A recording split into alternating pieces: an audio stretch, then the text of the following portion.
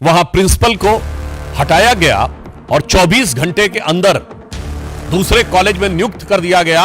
इससे पश्चिम बंगाल की सरकार की और जब से ये दो लड़कों की ताकत बढ़ी है, तब से अपराधियों की हिम्मत और हिमाकत भी उसी अनुपात में बढ़ती हुई नजर आ रही है। उसके बावजूद एक ऐसा असंवेदनहीन बयान दिया था कि लड़कों से गलती हो जाया करती है।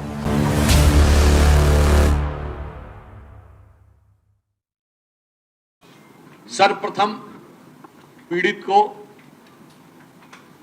परिवारजनों को आत्महत्या बताने का प्रयास किया गया।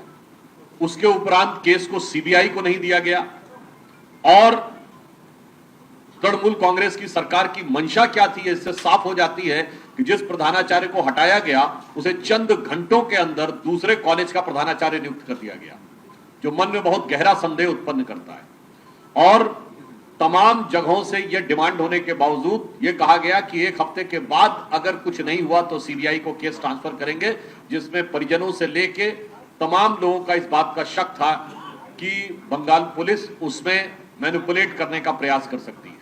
और जब उच्च न्यायालय ने आदेश कर दिया तो उसके उपरांत जो कुछ हुआ वो भारत के इतिहास में और भी गंभीर और गहरे प्रश्न चिन्ह खड़ा करता है कि प्रदर्शन की आड़ में कुछ तत्वों ने घुसकर जिस प्रकार से चिकित्सकों के साथ मारपीट की, उसकी हम कड़े शब्दों में निंदा करते हैं।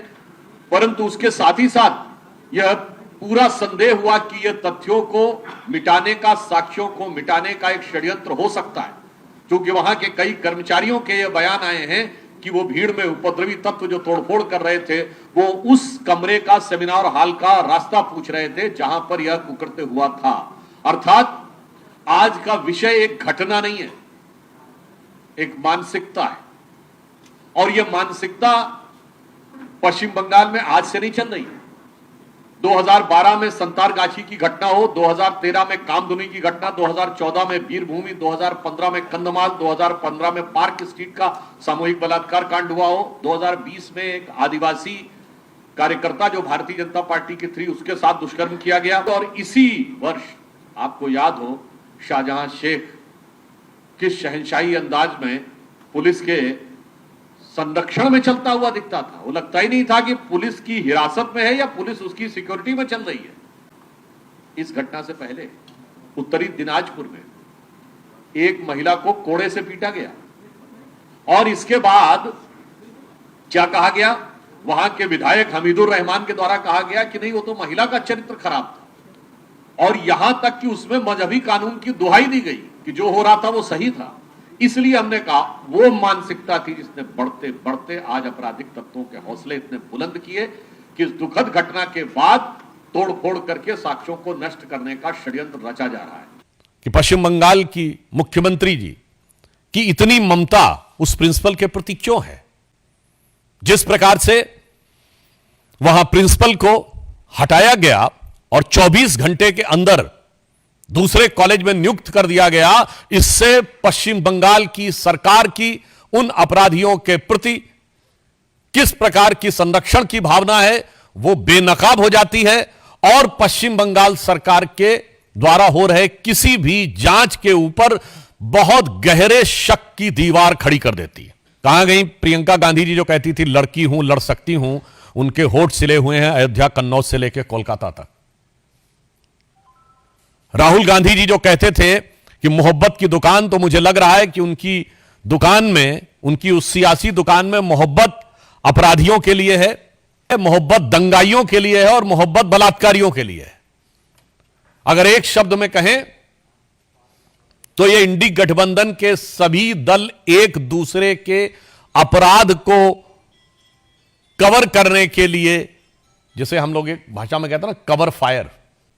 उत्तर प्रदेश में अयोध्या में हम सब ने देखा कि समाजवादी पार्टी के एक नेता मोहित खान के ऊपर किस प्रकार नाबालिग के साथ बलात्कार का आरोप लगा और उसके ऊपर हमने यह देखा कि संवेदनशीलता तो छोड़िए, किस निर्लज्जता के साथ उसके ऊपर राजनीति की गई। उसके बाद आपने देखा कि कन्नौज में एक बार फिर समाजवादी पार्टी से जुड़े हुए नेता के ऊपर पुनः एक बार नाबालिग लड़की के साथ ही बलात्कार और बलात्कार के प्रयास का इतना गंभीर आरोप लगा है। उससे अधिक गंभीर बात है कि समाजवादी पार्टी की एक नेत्री ने यह तो स्वीकार किया ही कि कन्नौज का आरोपी उनकी पार्टी का पूर्व नेता है, उसके साथ एक बहुत ही संवेदनहीन और अशोभनीय बयान भी दिया कि 15 वर्ष की वह लड़की कौन सी नौकरी प्राप्त करने के लिए रात में गई थी। मुझे लगता है कि यह समाजवादी पार्टी की जो असली फितरत है उसको वो दर्शाता है। हम ये कहना चाहेंगे कि उत्तर प्रदेश में एक दौर में समाजवादी पार्टी के नेता ने कहा था 2 लड़कियां जिनके साथ बलात्कार हुआ था उन्हें न्याय नहीं मिला था तो उन्होंने आत्महत्या कर ली थी। उसके बावजूद एक ऐसा असंवेदनहीन बयान दिया था कि लड़कों से गलती हो जाया करती है। आज मैं कहना चाहता हूं कि यूपी के जो 2 लड़के हैं जो चुनाव के समय कहते थे 2 लड़के, उन लड़कों के साथ के जो लोग हैं वो गलती नहीं अपराध कर रहे हैं। और जब से ये 2 लड़कों की ताकत बढ़ी है तब से अपराधियों की हिम्मत और हिमाकत भी उसी अनुपात में बढ़ती हुई नजर आ रही है।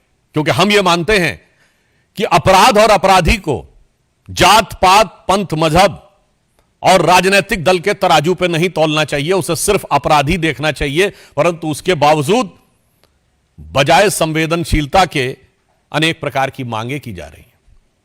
कोई डीएनए टेस्ट की मांग कर रहा है, कोई कुछ। तो मैं बताना चाहता हूं कि समाजवादी पार्टी का तो डीएनए ही क्या है। अपराध और अपराधियों का सहज साथ, यह पूरे उत्तर प्रदेश को पता है कि अपराधियों के हौसले सबसे ज्यादा बुलंद समाजवादी पार्टी के शासनकाल में होते थे।